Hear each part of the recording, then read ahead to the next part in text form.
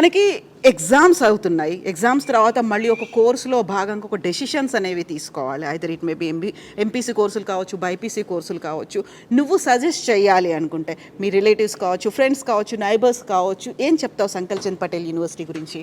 చాలా బాగుంది.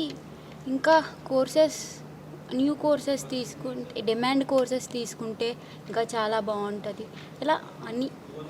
సో వనజ చెప్పిన పాయింట్ ఒక ఇంట్రెస్టింగ్ పాయింట్ ఏంటంటే, యూజువల్గానే మనకి ఇంజనీరింగ్ కాలేజ్ అనగానే పోలో మన ఇంజనీరింగ్ కాలేజ్లో జాయిన్ అయిపోవడం, ఎంపీసీ తీసుకున్నాము ఇంజనీరింగ్కి వెళ్ళాలి, బైపీసీ తీసుకున్నాము ఎంబీబీఎస్కి వెళ్ళాలి, ఇది మాత్రమే కాదు ఇప్పుడు వేటికైతే డిమాండ్ ఉందో ఆ కోర్సుల్లో జాయిన్ అవ్వాలి అనేది. సో డిమాండ్ ఉన్నటువంటి కోర్సులు అనేది నువ్వు డిసైడ్ చేసుకున్నావా? పేరెంట్స్ చెప్పాడా? యూనివర్సిటీ చెప్పిందా నీకు? For seniors. నువ్వే కోర్సులో జాయిన్ అయ్యావు? అనస్థీషియాలో. సో అర్థమైపోయింది అనస్థీషియా తీసుకున్న తర్వాత ఎంత డిమాండ్ ఉన్న కోర్సులో జాయిన్ అయ్యావు అన్నది తెలిసిందా? రియలైజేషన్ వచ్చేసిందా ఇంకా? సో ఇప్పుడు మీ ఫ్రెండ్స్కి చెప్పాలి అంటే, మీ కజిన్స్ కావచ్చు, రిలేటివ్స్ చెప్పాలంటే ఏం చెప్తావు?